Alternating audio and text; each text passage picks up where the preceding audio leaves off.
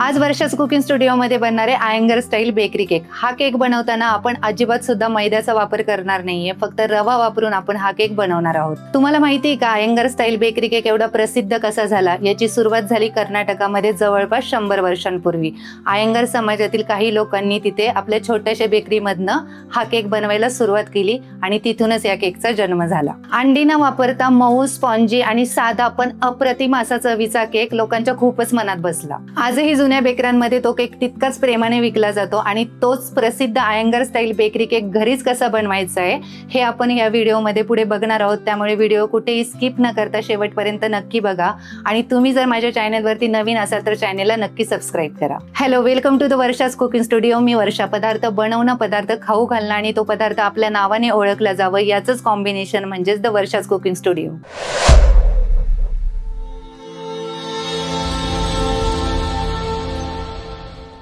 आजचा हा केक बनवताना आपण अजिबात सुद्धा भांड्यांचा पसारा न करता एकाच भांड्यामध्ये याचं बॅटर बनवून घेणार आहोत आणि शिवाय आपण प्रमाण देखील घरातली जी नॉर्मल वाटी असते तिने घेणार आहोत. त्यासाठी इथे मी मिक्सरचा एक मोठा जार घेतलाय. त्यामध्ये आपल्याला 2 वाटी बारीक रवा टाकून घ्यायचा आहे, 1 वाटी आपल्याला साखर टाकून घ्यायची आहे, बेकिंग पावडर, बेकिंग सोडा, मीठ आणि थोडीशी इलायची टाकून घ्यायची. आता इथे मी 2 वाटी रवा घेते.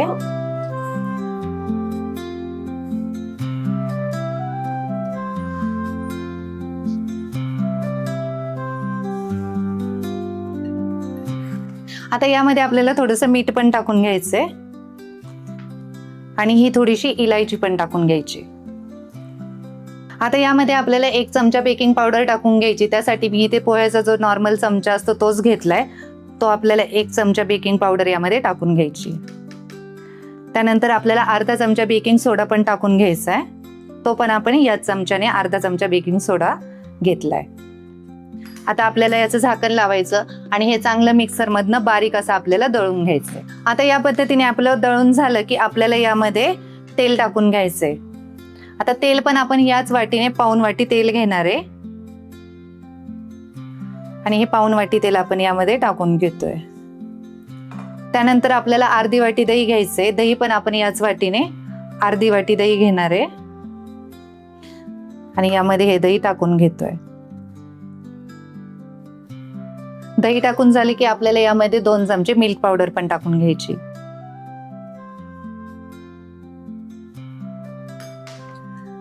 त्यानंतर आपण इथे 1 चमचा व्हॅनिला इसेन्स ऍड करतोय.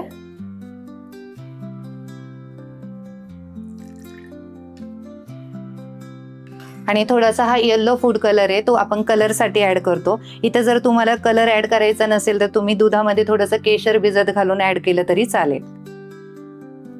आता आपला कलर पण ऍड करून झाला. आता आपल्याला याच वाटीने 1 वाटी दूध पण यामध्ये टाकून घ्यायचंय.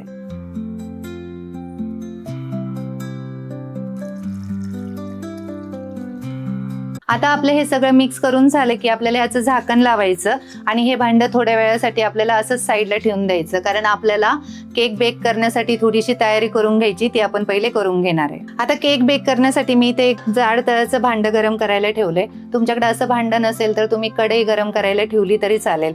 त्यामध्ये आता अशी एक रिंग ठेवून घ्यायची आहे.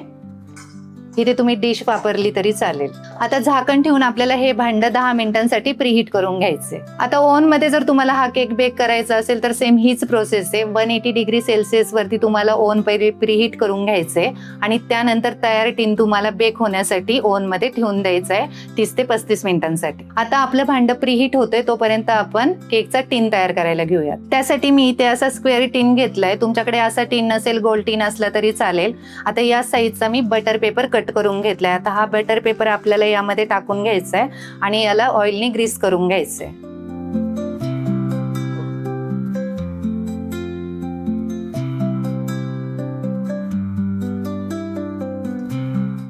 आता आपल्याला थोडासा मैदा पण यावरती डस्ट करून घ्यायचा आहे.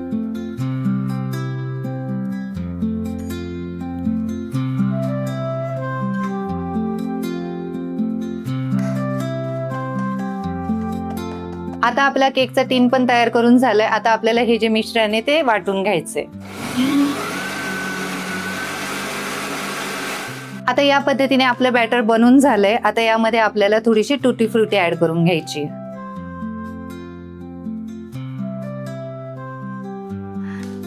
चांगलं मिक्स करायचं. मिक्स करून झालं की आपलं हे सगळं बॅटर आपल्याला या केक टिन मध्ये टाकून घ्यायचंय.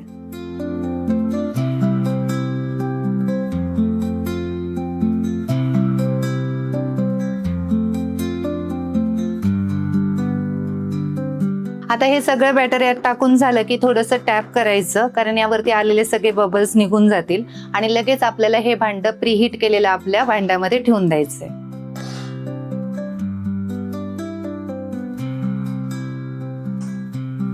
आता झाकण लावायचं आणि लो टू मीडियम हीट वरती आपल्याला हे 35 ते 40 मिनिटांसाठी हा केक बेक व्हायला ठेवून द्यायचा. आता 35 ते 40 मिनिटं झाली आहेत. आपला केक कसा बेक झाला ते बघूया. मी ते झाकण काढून घेतलंय. आता एक टूथपिक घ्यायची, ती आपल्याला या केकमध्ये टाकून बघायची. जर याला बॅटर लागलं आपलं केकचं तर थोडासा केक कच्चा आहे म्हणून 5 मिनिटांसाठी परत झाकण लावून ठेवून द्यायचा आणि अशी क्लीन टूथपिक आली की समजायचं आपला केक बेक झालाय. आता आपला केक इथं व्यवस्थित बेक झालाय. तो केक मी आता काढून घेते.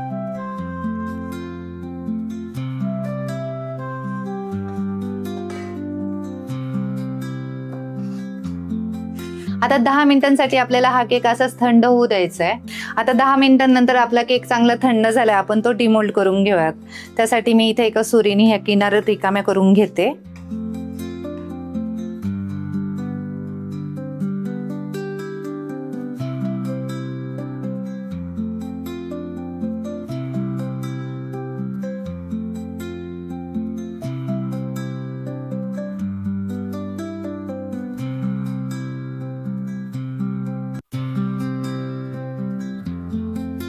बघा एकदम सॉफ्ट असा आपला केक बनवून तयार झालाय. केक टिनला अजिबात सुद्धा चिटकला नाहीये.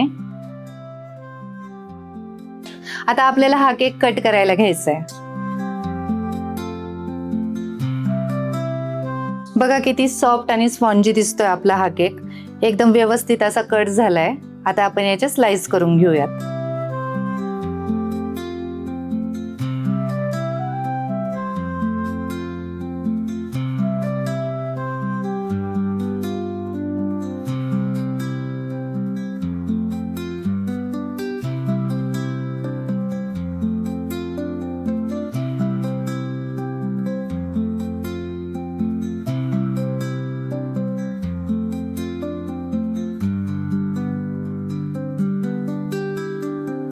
बघा अजिबात सुद्धा पसारा न करता घरातल्याच साहित्यापासून घरातल्याच वाटीने परफेक्ट प्रमाणाशिवाय आपण हा आयंगर स्टाईल बेकरी केक बनवून तयार केलाय.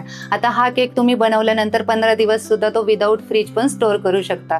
शिवाय तुम्ही या केकच्या ऑर्डर सुद्धा घेऊ शकता. आणि हा केक रव्यापासून बनवला असल्यामुळे मुलांसाठी सुद्धा खूपच पौष्टिक आहे. त्यामुळे हा केक एकदा नक्की ट्राय करून बघा. कसं झालं ते मला कमेंट करून नक्की सांगा. आणि हा व्हिडिओ तुम्हाला आवडला असेल तर व्हिडिओला लाईक करा, तुमच्या फॅमिली फ्रेंड्ससोबत शेअर करा आणि माझ्या चॅनेलवरती नवीन असाल तर चॅनेलला नक्की सबस्क्राईब करा.